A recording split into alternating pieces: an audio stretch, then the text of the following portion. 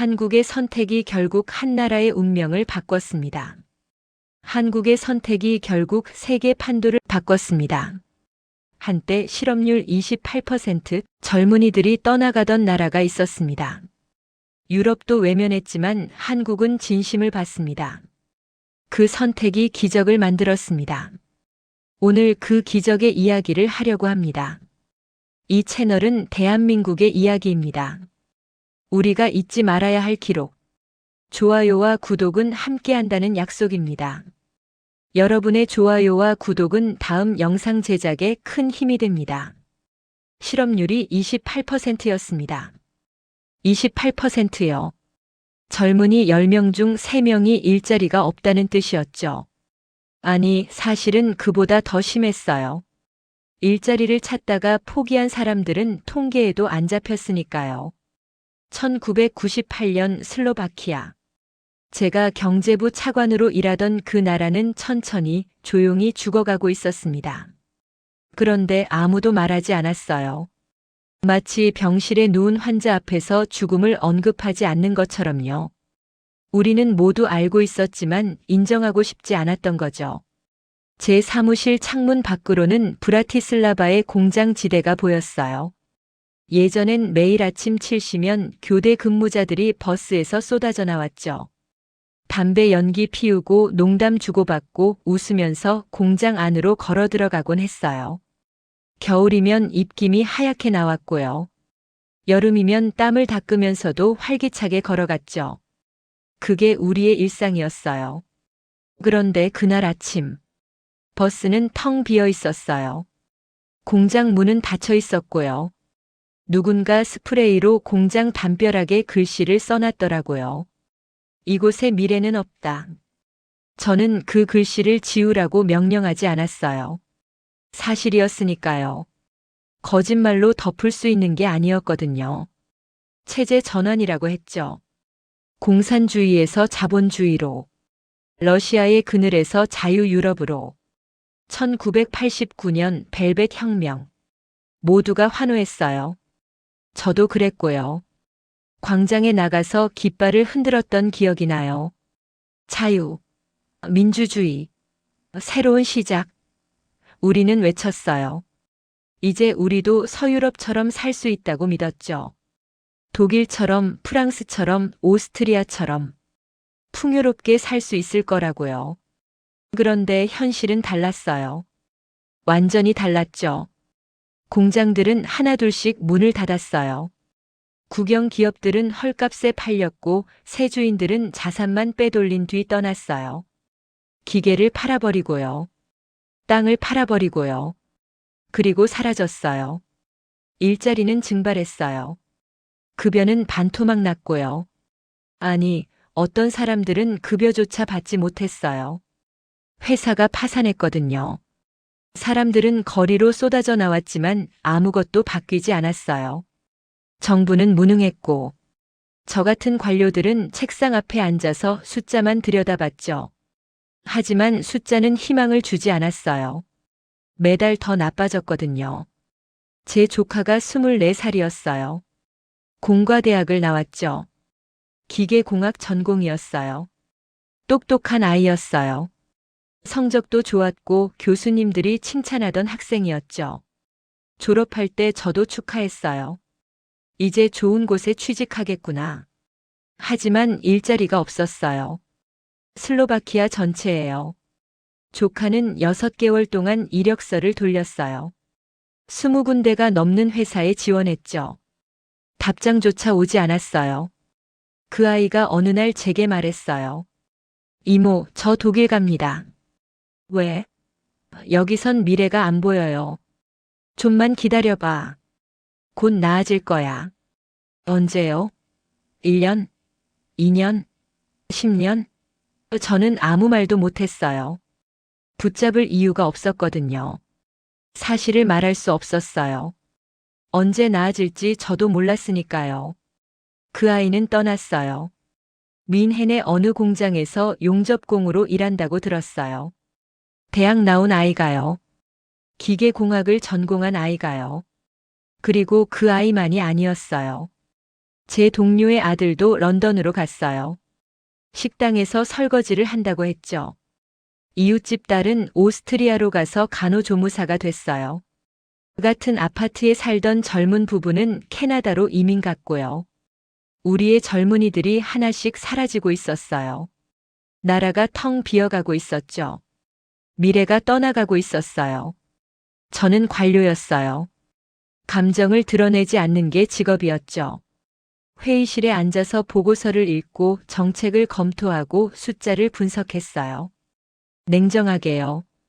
객관적으로요. 그게 제 일이었거든요. 그런데 어느 순간부터 그 숫자들이 숫자가 아니라 사람으로 보이기 시작했어요. 실업률 28%. 그건 제 조카였고 동료의 아들이었고 이웃집 딸이었어요. GDP 성장률 마이너스 0.3%. 그건 문 닫은 공장이었고 파산한 가게였고 끊긴 희망이었어요. 평균 임금 300달러. 그건 쌀을 아껴 먹는 가족이었고 겨울에 난방을 못 켜는 노인이었고 학교 급식으로 연명하는 아이들이었어요. 저는 밤마다 집에 돌아와서 거울을 봤어요. 그리고 물었죠. 너는 도대체 뭘 하고 있는 거냐? 차관이라는 직함이 뭔 소용이냐? 나라가 무너지는데 너는 뭘 했냐? 대답은 없었어요. 거울 속에 제 얼굴만 저를 바라볼 뿐이었죠. 1999년 봄이었어요. 장관님이 저를 부르셨어요. 장관실은 넓었지만 을씨년스러웠어요. 예산 부족으로 난방도 제대로 안 됐거든요. 장관님은 창가에 서 계셨어요. 밖을 바라보고 계셨죠. 우리에게 시간이 얼마 남지 않았네. 장관님의 목소리는 무거웠어요. 저는 대답하지 않았어요. 알고 있었거든요. 외국 투자를 유치해야 해. 공장을 다시 열어야 하고 일자리를 만들어야 해. 안 그러면 장관님은 말을 잇지 못했어요. 안 그러면 어떻게 되는지 우리 모두 알고 있었거든요. 슬로바키아는 역사 속으로 사라질 거예요. 지도에서 지워지는 건 아니더라도 실질적으론 끝나는 거죠. 젊은이들은 다 떠나고 노인들만 남아서 텅 빈 도시를 지키다가 조용히 사라지는 거예요. 발트 3국처럼요. 구소련 국가들처럼요. 역사책에서나 나오는 나라가 되는 거죠. 차관. 네, 장관님. 자네가 팀을 꾸려서 투자 유치를 담당해주게. 알겠습니다. 실패할 수 없네. 이게 마지막 기회야. 저는 고개를 끄덕였어요. 하지만 속으로는 두려웠어요. 과연 할 수 있을까? 누가 우리 같은 나라에 투자하겠어요? 저는 투자 유치팀을 꾸렸어요. 베테랑 관료들, 경제학자들, 통역사들. 총 12명이었죠. 우리는 브리핑 자료를 만들었어요. 한 달 동안 매달렸어요. 슬로바키아의 장점을 정리했죠. 저렴한 인건비. 서유럽의 3분의 1 수준이었어요. 유럽 중심부의 지리적 이점. 오스트리아, 폴란드, 헝가리, 체코와 국경을 맞대고 있었죠. 숙련된 노동력. 공산주의 시절 기술 교육이 잘 돼 있었거든요. 안정적인 정치 환경. 적어도 종이 위에서는요. 법인세 감면 혜택. 토지 무상 제공. 우리가 줄 수 있는 모든 걸 담았어요. 그럴싸해 보였어요. 적어도 종이 위에서는요. 하지만 저는 알고 있었어요. 이게 충분하지 않다는 걸요. 첫 미팅은 독일 자동차 회사였어요. 프랑크푸르트의 높은 빌딩. 50층짜리 유리 건물이었죠. 로비에 들어서니 대리석 바닥이 번쩍거렸어요. 샹들리에가 천장에 매달려 있었고요. 저희는 회의실로 안내받았어요. 20층이었어요. 창밖으로 프랑크푸르트 시내가 한눈에 보였죠. 독일 임원들이 들어왔어요. 정장 차림의 무표정한 얼굴이었죠. 악수를 나눴지만 형식적이었어요. 저는 프레젠테이션을 시작했어요. 준비한 자료를 보여주면서 설명했죠. 숫자를 제시하고, 그래프를 보여주고, 장점을 나열했어요. 10분쯤 지났을 때 한 임원이 손을 들었어요. 잠깐만요. 네. 슬로바키아가 어디 있죠? 순간 회의실이 조용해졌어요. 저는 당황했지만 침착하게 대답했어요. 체코 옆입니다. 중부 유럽에 위치한. 아, 체코슬로바키아? 아니요, 지금은 분리됐습니다. 1993년에. 그래서 인구가 얼마나 되죠? 540만 명입니다. 그 임원은 코웃음을 쳤어요. 시장이 너무 작네요. 다른 임원이 끼어들었어요. 정치적으로 안정적이라고 했는데 공산주의 붕괴 후 얼마나 됐죠? 6년 정도. 6년. 그게 안정적이라고요? 세 번째 임원이 말했어요. 인프라는 어떻습니까? 도로, 철도, 항구. 현재 개선 중입니다만. 현재요? 그럼 아직 안 된다는 거죠? 저는 입을 다물었어요. 변명할 게 없었거든요. 모두 사실이었으니까요. 회의는 20분 만에 끝났어요. 연락드리겠습니다. 그들은 그렇게 말했지만 저는 알고 있었어요. 연락은 오지 않을 거라는 걸요. 물론 연락은 오지 않았어요. 다음은 미국 전자회사였어요. 런던에서 만났죠. 이번엔 더 준비를 많이 했어요. 세금 혜택, 토지 무상 제공, 인프라 지원. 우리가 줄 수 있는 모든 걸 제시했어요. 아니, 줄 수 없는 것까지도 약속했죠. 미국 쪽 담당자는 젊은 남자였어요. 30 초반으로 보였어요. MBA 출신처럼 보였죠. 명함에 하버드라고 적혀 있었어요. 저희 프레젠테이션을 듣더니 이렇게 말했어요. 솔직히 말씀드릴게요. 저는 그 말을 들으면서 이미 느꼈어요. 거절이구나. 네. 우리는 지금 폴란드, 헝가리, 체코를 검토하고 있어요. 슬로바키아는 리스트에 없었어요. 하지만 저희 조건을 보시면 조건의 문제가 아니에요. 슬로바키아는 너무 작고 너무 불확실해요. 투자자들을 설득할 수가 없어요. 기회를 주시면. 죄송합니다. 그는 악수도 하지 않고 나갔어요. 저는 그 자리에 그냥 서 있었어요. 동료가 제 어깨를 두드렸어요. 괜찮아요. 다음 기회가 있을 거예요. 하지만 저는 알고 있었어요. 다음 기회 같은 건 없다는 걸요. 우리는 그냥 선택받지 못한 나라였어요. 일본 회사도 만났어요. 프랑스 회사도 만났어요. 영국 회사도 만났어요. 네덜란드, 스웨덴, 이탈리아.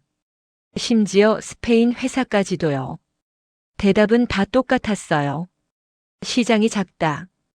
위험하다. 다른 옵션이 있다. 인프라가 부족하다. 정치적 불안정이 우려된다. 어떤 회사는 노골적이었어요. 왜 우리가 슬로바키아에 가야 하죠? 폴란드가 있는데. 왜 슬로바키아죠? 헝가리가 더 나은데. 체코는 프라하라도 있잖아요. 관광객도 많고. 슬로바키아엔 뭐가 있죠? 저는 대답할 수 없었어요. 정말로 우리에겐 뭐가 있었을까요? 아름다운 산? 중세성? 그런 걸로 공장이 돌아갈까요? 젊은이들이 돌아올까요? 일자리가 생길까요? 어느 회의에선 이런 일도 있었어요. 한 임원이 슬로바키아를 슬로베니아로 착각했어요. 아, 슬로베니아. 발칸 쪽이죠? 아니요, 슬로바키아입니다. 중부 유럽. 아, 죄송합니다. 이름이 비슷해서. 그는 미안해하지도 않았어요. 그냥 헷갈릴 뿐이었죠. 우리는 그 정도였어요. 이름조차 제대로 기억되지 않는 나라. 6개월이 지났어요. 우리는 35개 회사를 만났어요. 유럽, 미국, 일본, 심지어 호주 회사까지도요. 계약 성사. 0. 단 한 곳도 없었어요. 심지어 2차 미팅을 제안한 곳조차 없었죠. 모두가 1차 미팅에서 거절했어요. 정중하게, 때로는 무례하게. 하지만 결과는 똑같았어요. 저는 장관님께 보고했어요. 모두 거절했습니다. 전부? 네. 35곳 모두요. 장관님은 한참 동안 아무 말이 없었어요. 창밖을 바라보고 계셨죠. 겨울이 다가오고 있었어요. 하늘은 잿빛이었고요. 자네도 수고 많았네. 죄송합니다. 자네 잘못이 아니야. 우리가 너무 늦었어. 그리고 조용히 말했어요. 이유의 도움을 요청해봐. 마지막 희망이었어요. 브뤼셀에 갔어요. 유럽연합본부. 화려한 건물이었죠. 유리와 철골로 된 현대식 건물이었어요. 파란색 깃발이 바람에 펄럭였어요. 노란 별이 12개 그려진 깃발이요. 희망의 색이라고 했죠. 하지만 저는 그 파란색이 차갑게 느껴졌어요. EU 경제 담당관을 만났어요. 프랑스 사람이었어요. 이름은 피에르 모식이었는데 정확히 기억나지 않아요. 우아한 양복을 입고 완벽한 미소를 짓고 있었죠. 사무실은 넓고 깨끗했어요. 창밖으로 브뤼셀 시내가 보였고요. 저는 상황을 설명했어요. 슬로바키아가 무너지고 있습니다. 투자가 필요해요. EU의 도움이. 그는 고개를 끄덕였어요. 이해합니다. 그럼. 하지만 EU는 모든 회원국과 후보국을 지원해야 해요. 슬로바키아만 특별 대우할 순 없죠. 특별 대우를 요청하는 게 아닙니다. 그냥 살아남을 수 있게.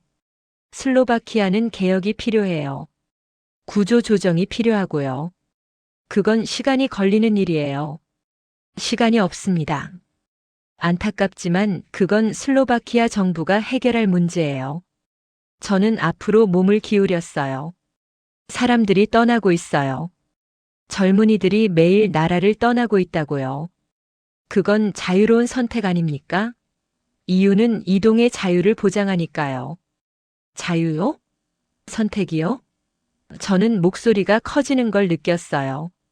먹고 살 길이 없어서 떠나는 건데 그게 자유로운 선택인가요? 그의 미소는 변하지 않았어요. 완벽하게 예의 바른 거절이었죠. 진정하십시오. 저도 당신 입장을 이해합니다. 하지만 EU 규정상 저는 더 이상 듣지 않았어요. 알았거든요. 그는 이해하지 못했어요. 이해하려고 하지도 않았죠.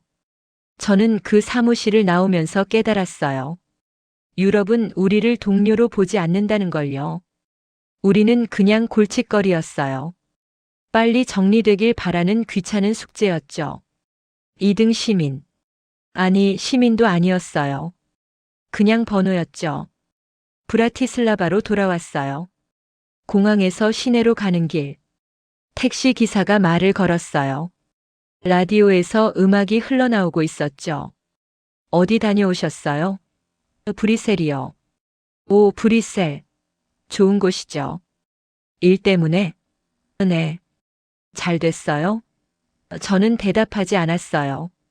기사는 더 이상 묻지 않았어요. 그도 이미 알고 있었던 거겠죠. 분위기로요. 창밖을 보니 해가 지고 있었어요. 거리는 어두웠고 사람들은 고개를 숙인 채 걸어가고 있었어요. 모두가 지쳐 보였어요. 어깨가 축 처져 있었고요. 발걸음이 무거웠어요. 저도 지쳐 있었고요. 너무 지쳐 있었어요. 2000년 1월. 새 밀레니엄이 시작됐어요. 텔레비전에선 세계 각국의 축제 장면을 보여줬죠. 뉴욕의 타임스퀘어, 런던의 빅벤, 파리의 에펠탑, 도쿄의 시부야. 사람들은 환호했어요. 새로운 시작이라고, 희망의 천년이라고, 21세기라고. 하지만 브라티슬라바는 조용했어요. 거리에 사람이 많지 않았어요. 축제도 별로 없었고요. 몇몇 사람들이 광장에 모여서 불꽃놀이를 봤지만 그게 다였어요. 축하할 이유가 없었거든요. 슬로바키아에선 아무것도 변하지 않았으니까요. 새 천년이 왔지만 우리의 문제는 그대로였어요. 실업률은 여전히 높았고 공장은 여전히 문을 닫았고 젊은이들은 여전히 떠났어요. 미래는 여전히 보이지 않았죠. 저는 매일 아침 사무실에 출근했어요. 7시 30분에 도착해서 8시에 책상에 앉았죠. 그리고 보고서를 읽었어요. 산업 현황, 고용 통계, 투자 동향. 매일 같은 루틴이었어요. 하지만 보고서는 절망만 전해줬어요. 모든 숫자가 아래로 향하고 있었어요. 마치 가라앉는 배처럼요. 구명 보트도 없는 배요. 어느 날은 창문을 열고 밖을 봤어요. 1월에 차가운 바람이 들어왔어요. 공장 굴뚝에서 연기가 나오지 않았어요. 예전엔 하얀 연기가 하늘로 올라갔었죠. 겨울에는 특히 많이 나왔어요. 난방 때문이었죠. 그게 활기였고 생명이었어요. 나라가 살아있다는 증거였죠. 지금은 아무것도 없었어요. 그냥 텅 빈 하늘만 있었죠. 회색 하늘만요. 어느 날 오후였어요. 2월 중순쯤이었을 거예요. 동료가 제 사무실로 들어왔어요. 표정이 굳어 있었어요. 차관님, 회의가 있어요. 무슨 회의? 긴급 경제회의요. 장관님이 부르셨어요. 언제? 지금 당장이요. 회의실로 갔어요. 복도를 걸어가면서 불길한 느낌이 들었어요. 회의실 문을 열었을 때 장관님과 차관들, 국장들이 모여 있었어요. 얼굴들이 모두 어두웠어요. 모두 무거운 표정이었죠. 앉으라는 손짓에 자리에 앉았어요. 장관님이 입을 열었어요. 현재 슬로바키아 경제 상황은 임계점에 와 있습니다. 누군가 물었어요. 임계점이요? 더 이상 버틸 수 없다는 뜻입니다. 회의실이 조용해졌어요. 숨소리만 들렸어요. 장관님이 계속 말했어요.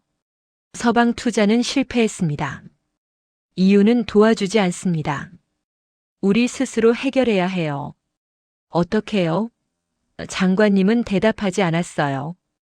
그저 고개를 저었죠. 다른 차관이 말했어요. IMF에 구제금융을 요청할 수도. 그건 마지막 수단입니다. 그리고 IMF가 요구하는 조건들을 우리가 감당할 수 있을지. 하지만 다른 방법이 없습니다. 또 침묵이 흘렀어요. 한 국장이 조심스럽게 말했어요.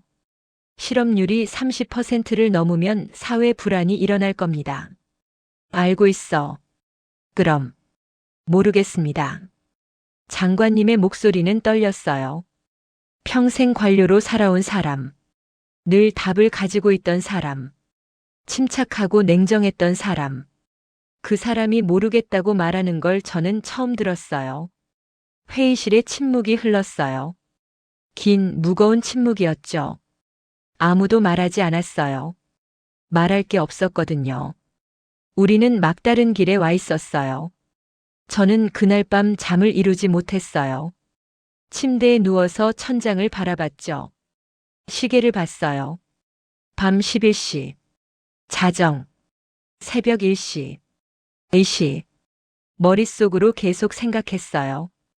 우리가 놓친 게 뭘까? 다른 방법이 있을까? 정말로 끝인 걸까? 새벽 3시쯤. 포기해야 한다는 생각이 들었어요. 이건 우리 능력 밖의 문제라고.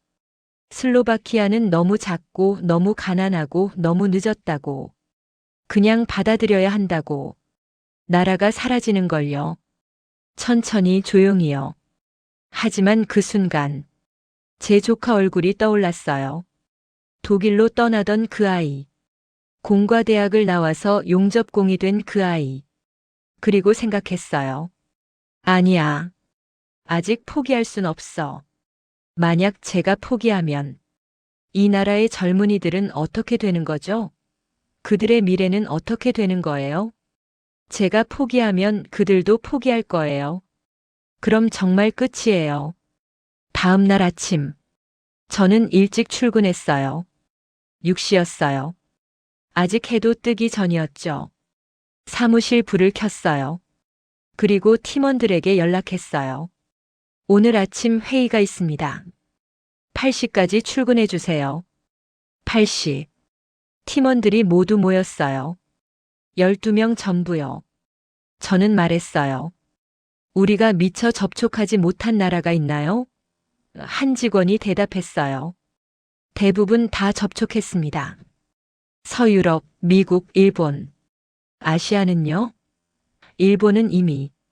일본 말고요. 다른 나라들. 직원들이 서로 쳐다봤어요. 중국은 아직 경제가 그렇게 발전하지 않았고요. WTO에도 막 가입했고요. 동남아시아는 97년 외환위기에서 아직 회복 중이고요. 인도는 내수 시장 중심이라. 그럼 한 직원이 조심스럽게 말했어요. 젊은 여직원이었어요. 이름은 마리아였죠. 한국은 어떨까요? 한국? 네. 97년 외환위기를 겪었지만 빠르게 회복하고 있다고 들었어요. 자동차 전자산업이 성장하고 있고요.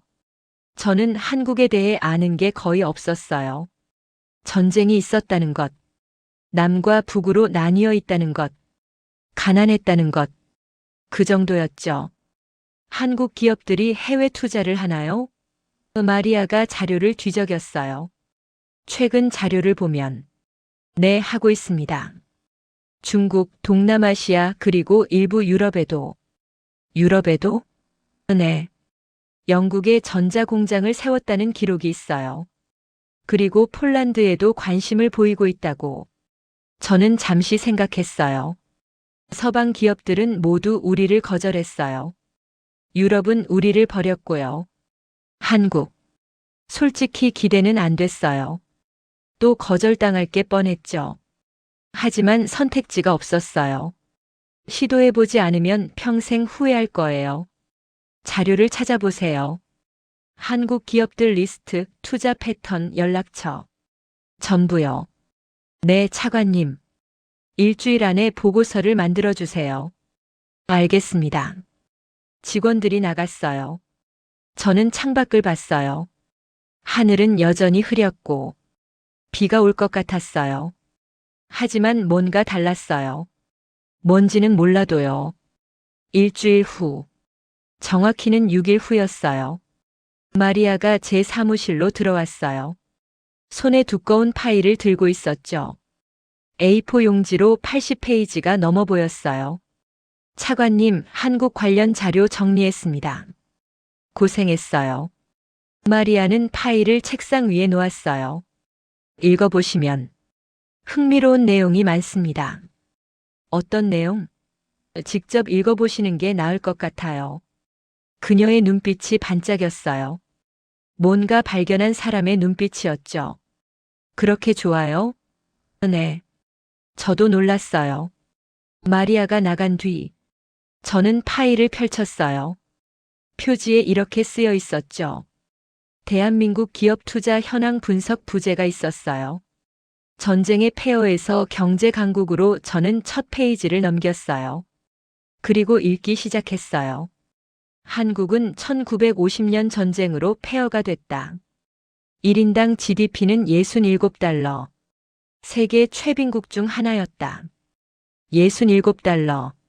상상이 안 됐어요. 우리도 가난하지만 그 정도는 아니었거든요. 계속 읽었어요. 하지만 2000년 현재 1인당 GDP는 10,000달러를 넘어섰다. 50년 만에 150배 성장했다. 저는 숫자를 다시 봤어요. 150배. 말이 되는 숫자인가요? 오타가 아닐까?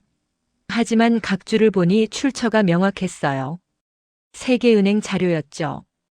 계속 읽었어요. 전쟁 후 아무도 한국에 투자하지 않았다. 미국의 원조에 의존했다. 하지만 60년대부터 스스로 산업을 일으켰다. 섬유, 철강, 조선, 전자. 저는 페이지를 넘겼어요. 한국 기업들 이름이 나왔어요. 삼성, 현대, LG, SK. 이름만 들어본 회사들이었죠. 자세한 내용은 몰랐어요. 이들 기업은 90년대 급속히 성장했다. 97년 외환위기로 큰 타격을 받았지만 3년 만에 회복했다. 현재 해외 투자를 확대하고 있다. 저는 멈췄어요. 3년 만에 회복. 외환위기에서요. 나라 경제가 무너졌는데요. 3년 만에 다시 일어섰다고요? 우리는 체제 전환 후 10년이 지났는데도 무너지고 있는데 그들은 3년 만에 일어섰다고요? 저는 계속 읽었어요. 보고서는 계속됐어요. 한국 기업들의 투자 패턴. 중국, 베트남, 인도네시아. 저임금 국가들이었죠. 그리고 최근엔 유럽. 폴란드, 체코, 헝가리. 저는 손이 떨렸어요. 폴란드, 체코, 헝가리. 우리와 비슷한 나라들이었죠. 체제 전환을 겪은 나라들이요. 한국 기업들은 거기에 투자하고 있었어요. 그럼 우리도 가능할까요? 저는 밤새 그 보고서를 읽었어요. 모든 페이지를, 모든 문장을. 그리고 깨달았어요. 한국은 우리와 달랐어요. 서방 국가들과도 달랐고요. 그들은 가난에서 시작했어요. 전쟁을 겪었어요. 아무도 도와주지 않았어요. 하지만 스스로 일어섰어요. 그리고 지금 그들은 다른 나라를 돕고 있었어요. 우리 같은 나라를요. 저는 그 순간 느꼈어요. 희망이라는 걸요. 아주 작은 희미한 희망.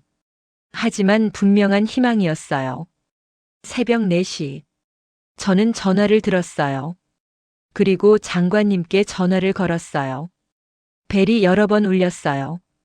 장관님이 받았어요. 목소리가 잠에 취해 있었죠. 왜 이렇게 이른 시간에? 장관님, 뭔가, 한국입니다. 뭐? 우리의 마지막 희망은 한국입니다. 장관님은 다음 날 아침 일찍 저를 부르셨어요. 7시였어요. 평소보다 1시간 빠른 시간이었죠. 장관실에 들어가니 이미 커피가 준비돼 있었어요. 장관님은 책상에 앉아 계셨어요. 제가 가져간 보고서를 읽고 계셨죠. 앉게. 네, 장관님. 밤새 이걸 다 읽었나? 네. 보고서를 봤네. 장관님은 한 페이지 한 페이지 넘기면서 말했어요. 솔직히 말하겠네. 나도 처음엔 의심스러웠어. 저도 그랬습니다. 한국? 아시아의 작은 나라? 전쟁을 겪은 나라? 네. 하지만 이 보고서를 보니 우리가 놓친 게 있었던 것 같아. 장관님이 저를 봤어요. 자네 진심인가? 네, 장관님. 한국이 우리를 도울 거라고 믿나? 저는 잠시 망설였어요. 확신할 수 있을까요? 하지만 대답했어요. 적어도 시도해 볼 가치는 있다고 생각합니다. 장관님은 고개를 끄덕였어요. 좋아. 추진해 보게. 한국 기업들과 접촉해봐. 감사합니다. 하지만 기대는 하지 말게. 그들도 우릴 거절할 수 있어. 압니다. 그래도 하겠나? 네. 해야 합니다. 장관님은 한참 저를 바라봤어요. 그리고 말했어요. 자네를 믿겠네. 저는 알고 있었어요. 이게 정말로 마지막 기회라는 걸요. 하지만 이번엔 달랐어요. 이유는 모르겠지만 뭔가 다를 것 같았거든요. 일주일 후, 저희는 한국 기업에 공식 서한을 보냈어요. 삼성, 현대, LG, SK. 주요 대기업들에게 다 보냈죠. 투자 제안서였어요. 이전에 서방 기업들에게 보냈던 것과 비슷했지만 이번엔 한 문장을 더 추가했어요. 마리아가 제안한 문장이었죠. 슬로바키아는 한국처럼 다시 일어서고 싶습니다. 직원이 물었어요. 이 문장 괜찮을까요? 너무 감정적인 것 같은데. 다른 직원도 거들었어요. 기업들은 감정이 아니라 숫자를 보지 않나요? 저는 대답했어요. 괜찮아요. 이건 사실이니까. 하지만, 그리고 한국은 다를 거예요. 제 느낌이 그래요. 서한을 보냈어요. 이메일로도 보냈고, 팩스로도 보냈고, 국제 우편으로도 보냈어요. 모든 방법을 동원했죠. 그리고 기다렸어요. 2주가 지났어요. 답장이 오지 않았어요. 저는 매일 아침 사무실에 출근해서 메일함을 확인했어요. 팩스를 확인했고요. 우편함도 열어봤죠. 아무것도 없었어요. 3주째. 여전히 아무 소식 없었죠. 직원들의 표정이 어두워졌어요. 역시 안 되는 건가요? 또 거절당하는 거 아닐까요? 저는 대답하지 않았어요. 속으로는 불안했지만 겉으로는 침착한 척했죠. 기다려봅시다. 하지만 차관님, 아직 시간이 있어요. 그런데 4주째 되던 날, 금요일 오후 3시쯤이었어요. 전화가 왔어요. 비서가 급하게 들어왔어요. 차관님 전화 왔어요. 누군데요? 한국이요. 한국에서 전화 왔어요. 저는 순간 숨이 멎는 것 같았어요. 전화를 받았어요. 통역사가 옆에 앉았고요. 여보세요. 한국어가 들렸어요. 그리고 통역이 시작됐어요. 안녕하십니까? 기아 자동차 해외 투자팀입니다. 네, 안녕하세요. 슬로바키아 경제부에서 보낸 제안서 잘 받았습니다. 감사합니다. 검토해 본 결과 관심이 있습니다. 저는 심장이 뛰는 걸 느꼈어요. 관심이 있다고요. 거절이 아니라고요.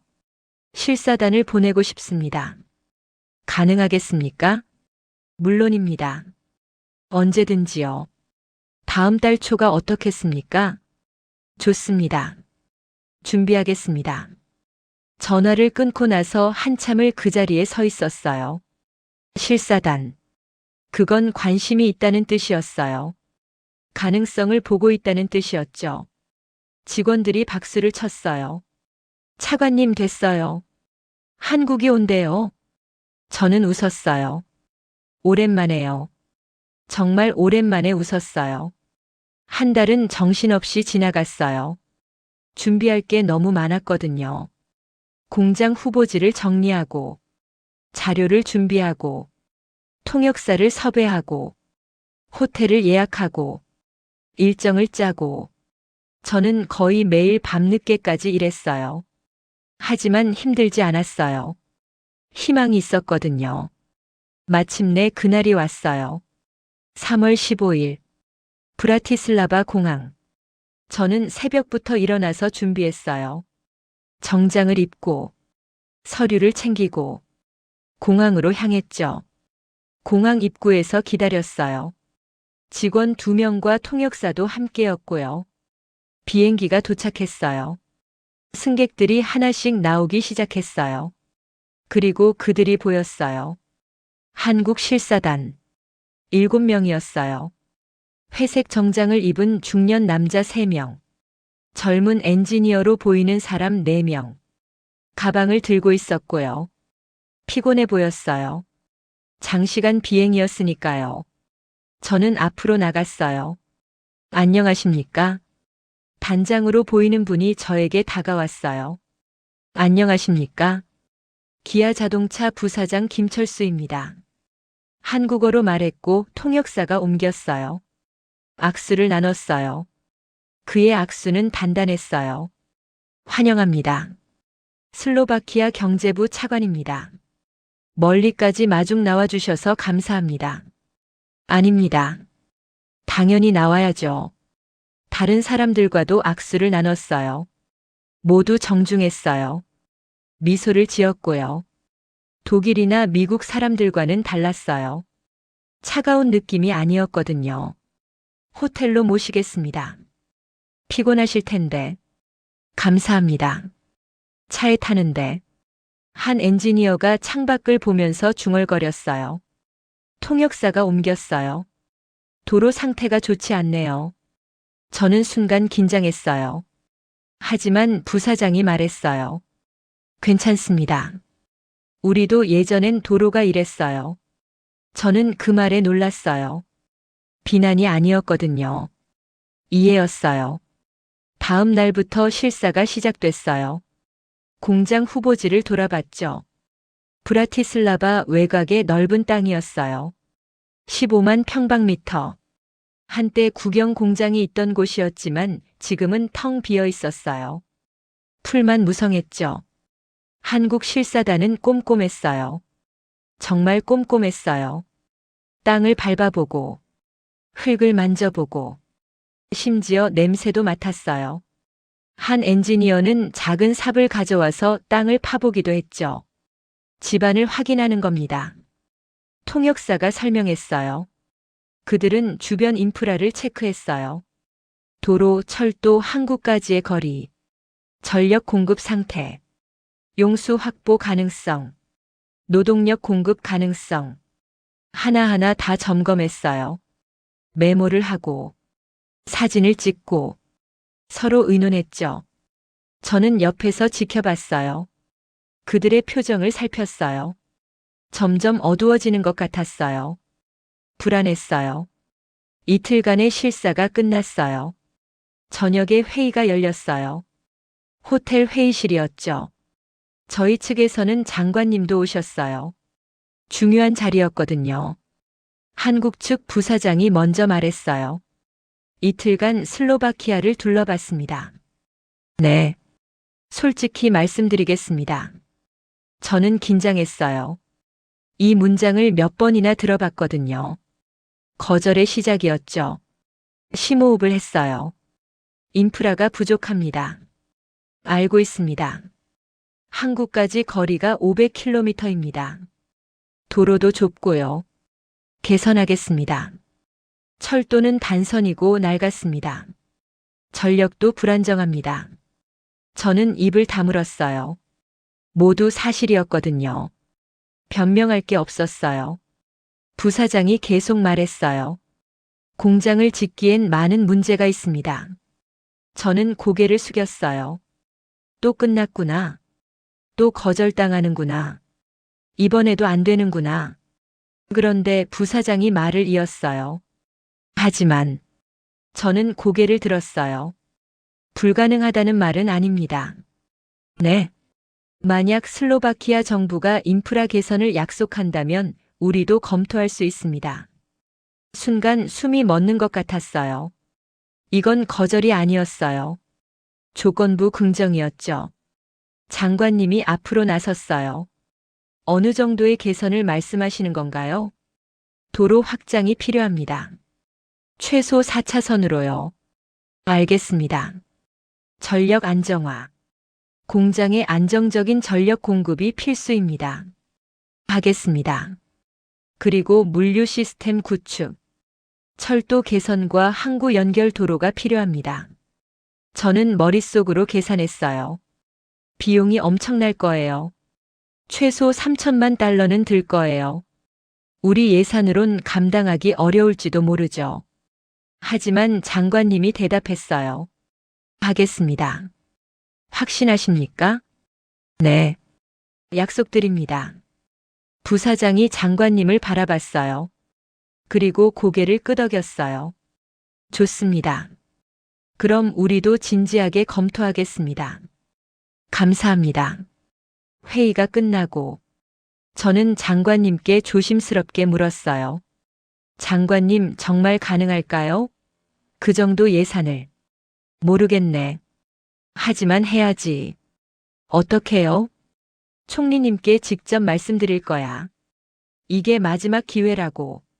실사단이 돌아간 뒤 저희는 긴급 회의를 열었어요.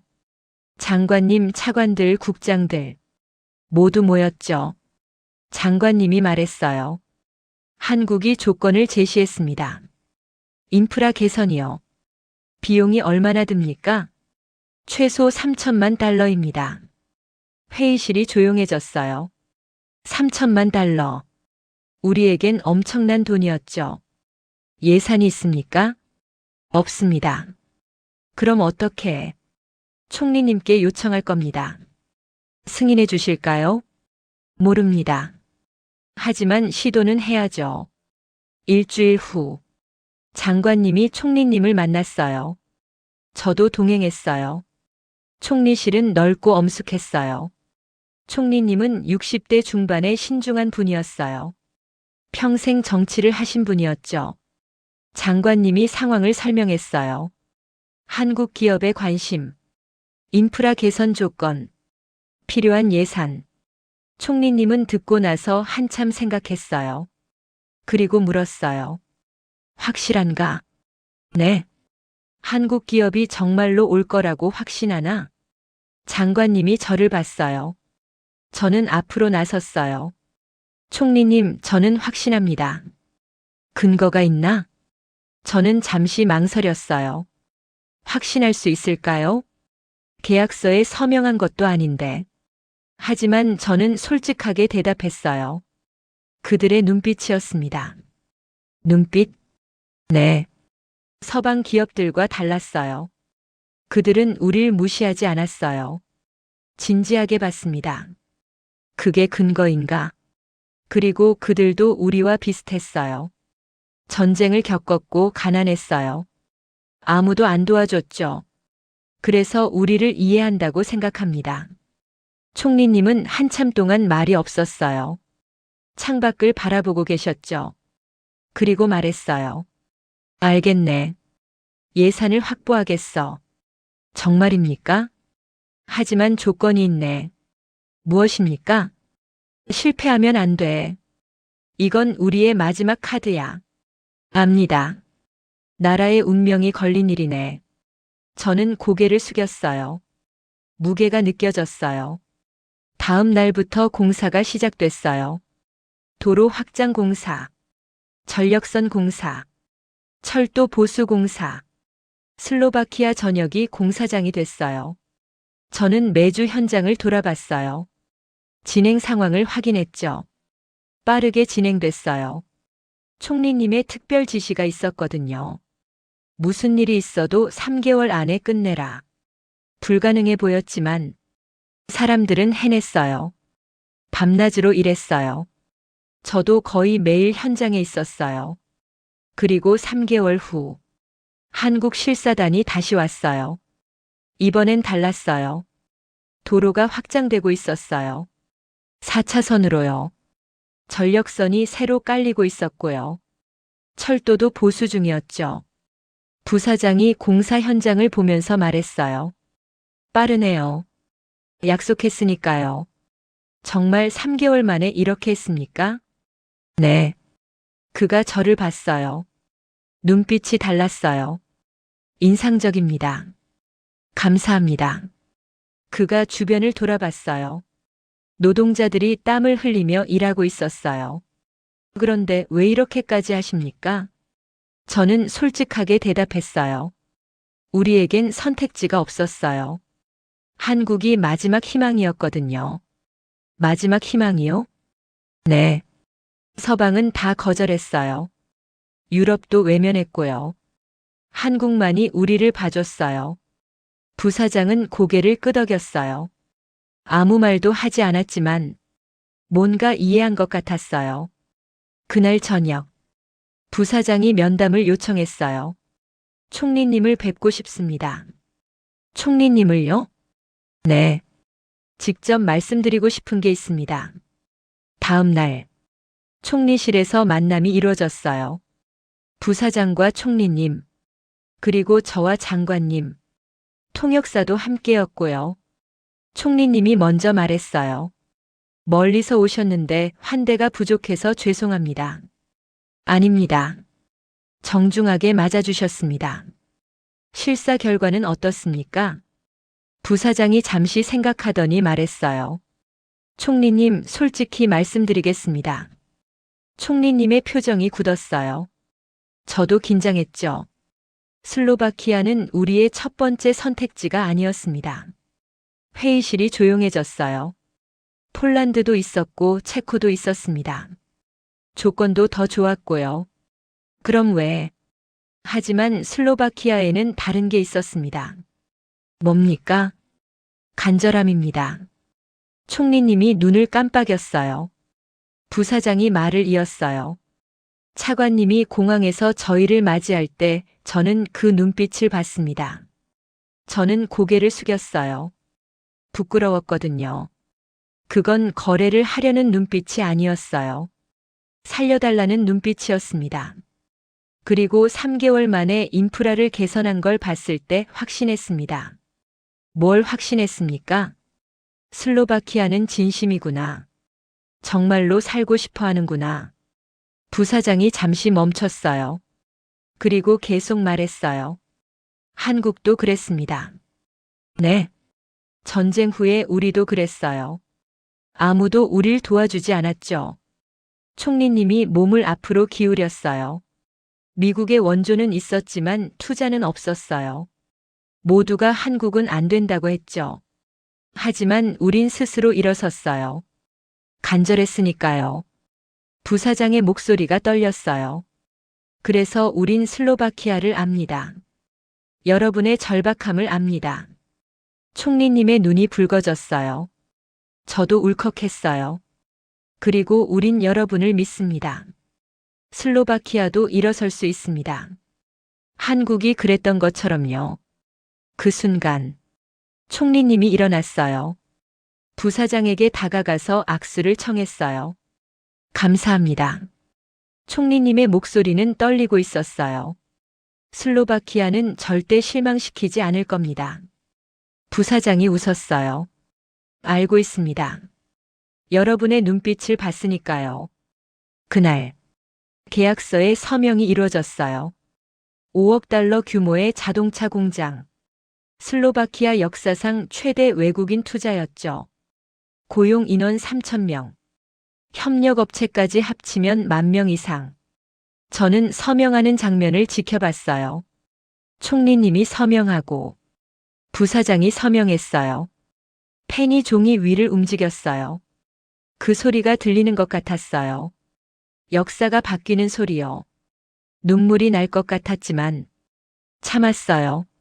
하지만 속으로는 울고 있었어요. 기쁨의 눈물이었죠. 2001년 봄, 공장 건설이 시작됐어요. 텅 빈 땅에 포크레인이 들어왔어요. 한국에서 온 건설팀이었죠. 100여 명이 넘었어요. 엔지니어, 기술자, 노동자. 슬로바키아 노동자들도 합류했어요. 처음엔 수백 명이었지만 곧 1,000명이 넘었어요. 저는 일주일에 2번씩 현장을 방문했어요. 그리고 놀랐어요. 속도가 믿을 수 없었거든요. 유럽 기업들은 이런 공장을 짓는데 3년이 걸린다고 했었어요. 한국은 17개월이라고 했죠. 처음엔 안 믿었어요. 불가능하다고 생각했죠. 하지만 그들은 해내고 있었어요. 매주 갈 때마다 달라져 있었어요. 첫 달엔 기초공사였어요. 둘째 달엔 골조가 올라갔어요. 셋째 달엔 벽이 세워졌고요. 넷째 달엔 지붕이 올라갔어요. 믿을 수 없는 속도였죠. 공사장은 밤에도 불이 꺼지지 않았어요. 24시간 돌아갔죠. 어느 날 밤 11시쯤 현장을 방문했어요. 여전히 일하고 있었어요. 조명 아래에서 용접을 하고 자재를 나르고 기계를 조립하고 있었죠. 한국 엔지니어 한 분이 저를 봤어요. 이 시간에 웬일이십니까? 그냥 보고 싶어서요. 커피 드시겠어요? 컨테이너 사무실로 들어갔어요. 간이 침대가 있었고 책상 위에 도면이 펼쳐져 있었어요. 커피를 마시면서 물었어요. 매일 이렇게 일하세요? 네. 빨리 끝내야 하니까요. 왜 그렇게 서두르세요? 계약서에도 17개월이라고 돼 있잖아요. 그가 웃었어요. 한국 사람들은 원래 빨라요. 빨리빨리. 빨리빨리? 네. 빨리 하자는 뜻이에요. 우리 문화죠. 힘들지 않으세요? 힘들죠. 하지만 의미가 있어요. 의미요?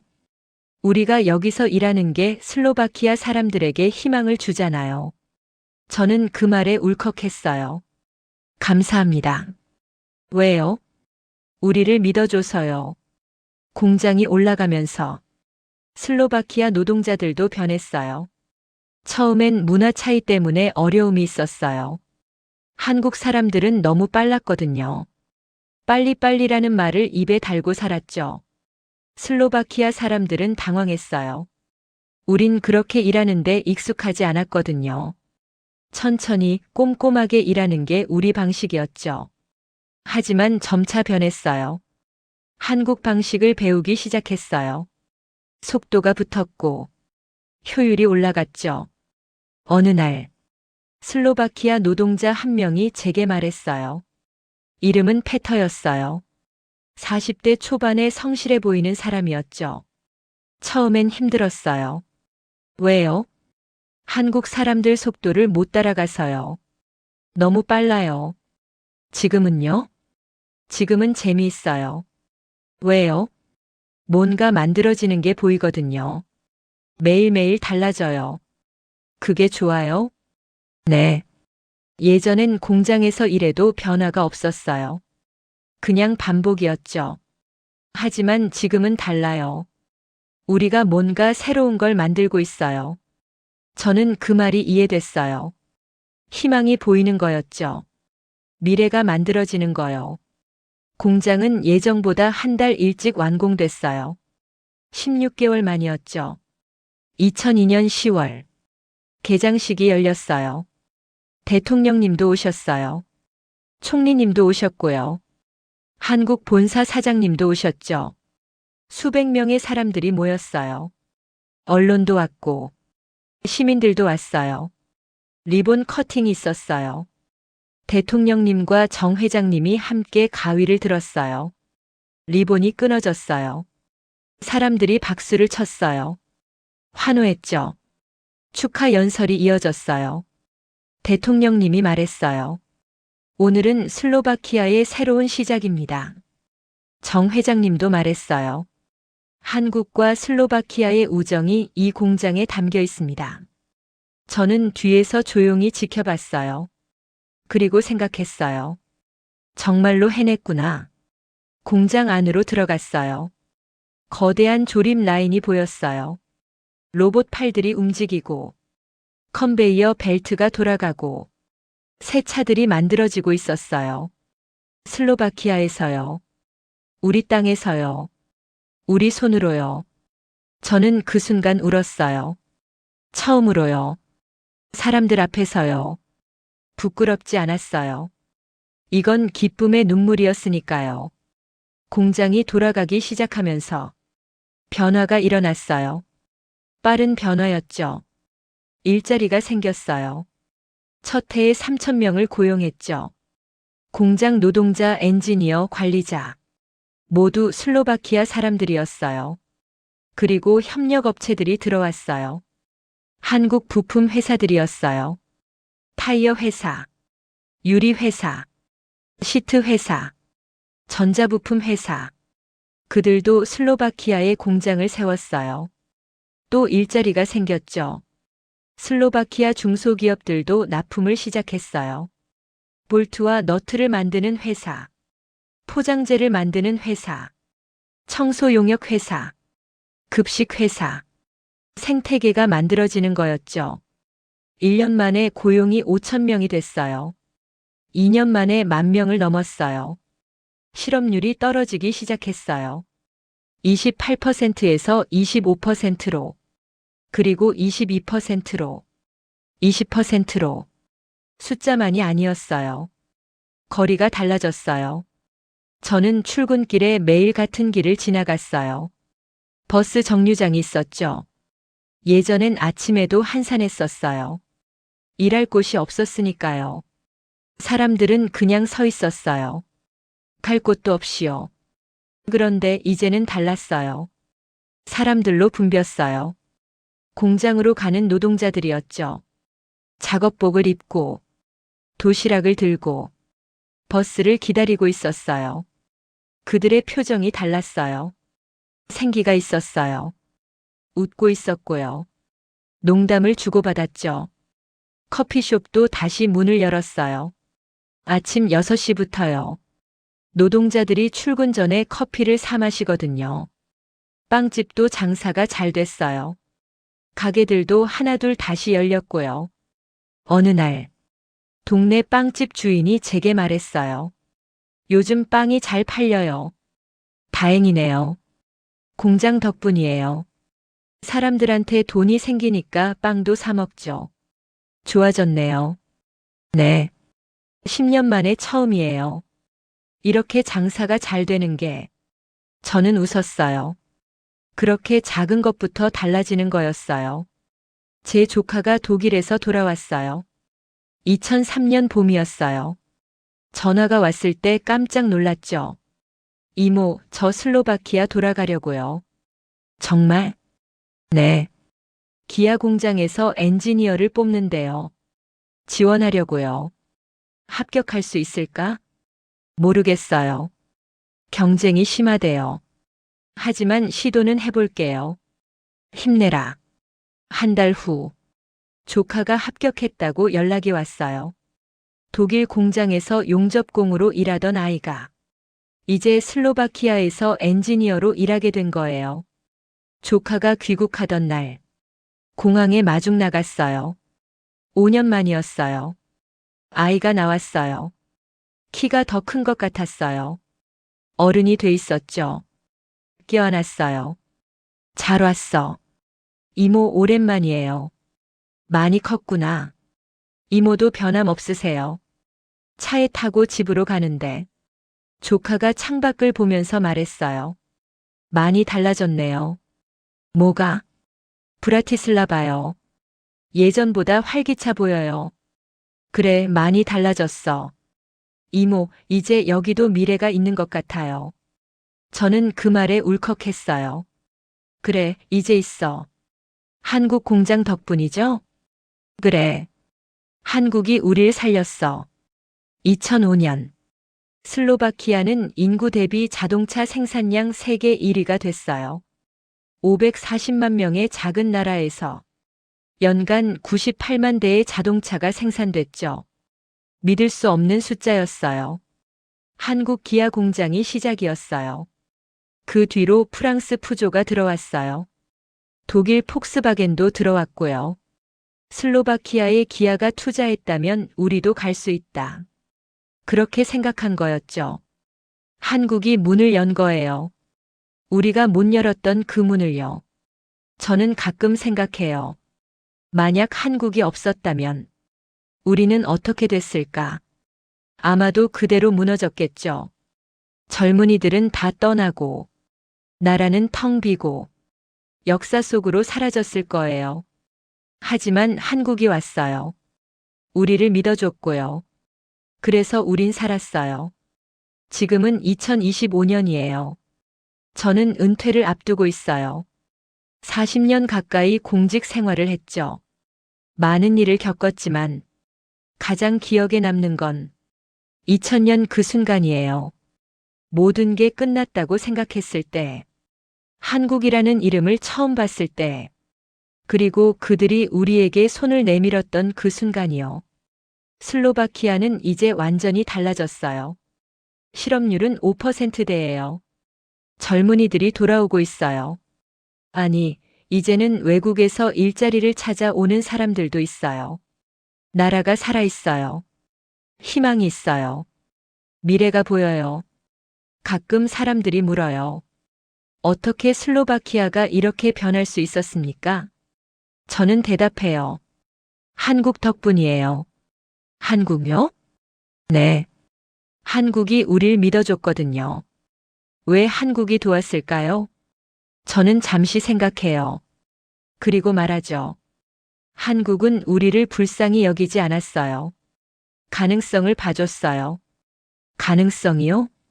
네. 우리가 다시 일어설 수 있다고 믿어줬죠. 그게 차이였어요. 그게 전부인가요? 그리고 한국도 같은 길을 걸었어요. 전쟁과 가난을요. 그래서 우릴 이해했죠. 요즘도 가끔 공장을 지나가요. 그때마다 멈춰서 바라봐요. 24시간 돌아가는 그 공장을요. 밤에도 불이 환하게 켜져 있어요. 기계 소리가 들려요. 차들이 만들어지고 있어요. 그리고 생각해요. 저 안에서 일하는 슬로바키아 사람들. 제 조카도 저 안에 있어요. 그들의 아이들. 그들의 미래. 한국이 우리에게 준 건 공장이 아니었어요. 일자리만도 아니었고요. 희망이었어요. 다시 살 수 있다는 믿음이었죠. 저는 그걸 절대 잊지 않을 거예요. 죽는 날까지요. 마지막으로 하고 싶은 말이 있어요. 슬로바키아 사람들에게요. 특히 젊은 세대에게요. 한국을 기억하세요. 그 나라가 우리를 살렸어요. 아무도 믿지 않았을 때, 유럽이 우리를 버렸을 때, 한국은 우리 손을 잡아줬어요. 그리고 우리에게 말했죠. 당신들도 할 수 있어요. 우린 해냈어요. 한국 덕분에요. 그리고 우리 자신의 노력 덕분에요. 하지만 시작은 한국이었어요. 문을 열어준 건 한국이었죠. 지금도 가끔 그때 일을 생각해요. 2000년 그 새벽, 보고서를 읽던 순간을요. 한국이라는 이름을 처음 봤을 때를요. 낯선 이름이었어요. 멀리 있는 나라였죠. 그때는 몰랐어요. 그 이름이 우리 인생을 바꿀 줄은요. 하지만 바뀌었어요. 완전히요. 저는 운이 좋았어요. 그 순간을 경험할 수 있어서요. 나라가 무너지는 걸 봤고, 나라가 다시 일어서는 것도 봤어요. 절망을 봤고, 희망도 봤죠. 그 가운데 한국이 있었어요. 이제 저는 은퇴해요.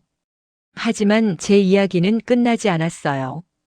슬로바키아의 이야기는 계속될 거예요. 한국과 함께요. 그리고 언젠가 우리 아이들이 물을 거예요. 할머니, 슬로바키아가 어떻게 이렇게 잘 사는 나라가 됐어요?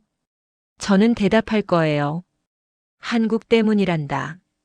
한국이요? 그래. 한국이 우릴 믿어줬거든. 왜요? 한국도 우리처럼 힘들었었어. 전쟁도 겪었고 가난했었지. 그래서 우릴 이해했어. 그래서 도와준 거예요? 그래. 그리고 우리한테 가능성이 있다고 봤어. 가능성이요? 그래. 우리가 다시 일어설 수 있다고 믿어줬단다. 감사합니다. 한국. 우리를 살려줘서요.